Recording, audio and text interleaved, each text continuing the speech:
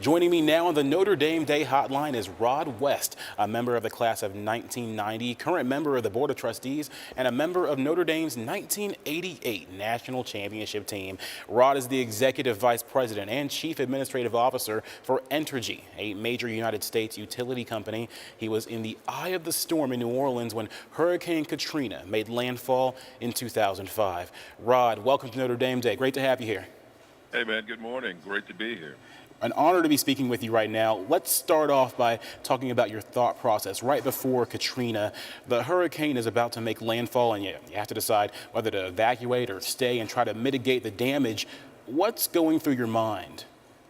Well, I can tell you from the role that I was in, heading up the electric distribution business, the choice for me was never to evacuate because my job was to man a command center in what was the Hyatt Hotel, where we essentially would ride out the storm. Fortunately, our protocols dictated that family and others evacuate so that those of us who are with the true first responders didn't have to worry about the health and safety of your loved ones. So I was holed up in the Hyatt Hotel with police and military personnel, literally trying to track the weather and the damage, and we certainly had a plan in place that because we'd gone through hurricanes before, to know what to do. But of course, no one expected the level of devastation that this storm brought. So all the plans you had went out of the window. So it was all about safety at that point. No doubt, Rod. You kind of hit on this a little bit earlier, but take me through the rebuilding process and what your role really was there. Well, running the electric distribution business, my job was to literally get the lights back on and the gas flowing, if you will. And so essentially it meant starting out where the water wasn't and working my way north and east. And there was 80% of the city of New Orleans was impacted by water in some way. And the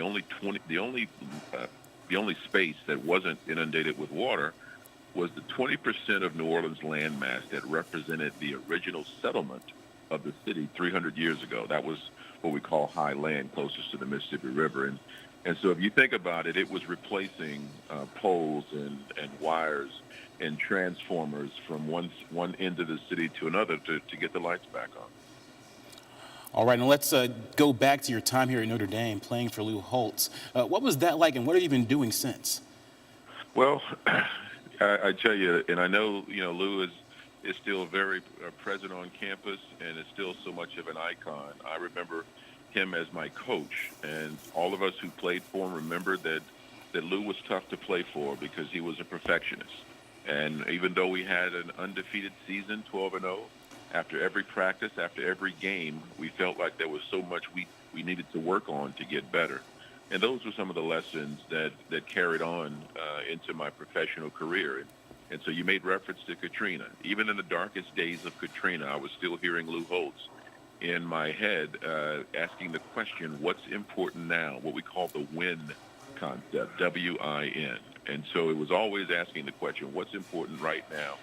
And another important lesson that I learned from Notre Dame in my professional career with Coach Holtz was that life is what happens to you while you're making other plans. And so you have to be prepared to adapt and adjust to things that are unexpected. So I tell you, my professional career spanned law to energy. And if you would have told me 17 years ago that I'd be doing what I'm doing right now, I'd have probably submitted you to a sobriety test. Well, Rod, thanks so much. Lou Holtz there, the light in a dark room for you. Appreciate you sharing that with us and joining us here on Notre Dame Day.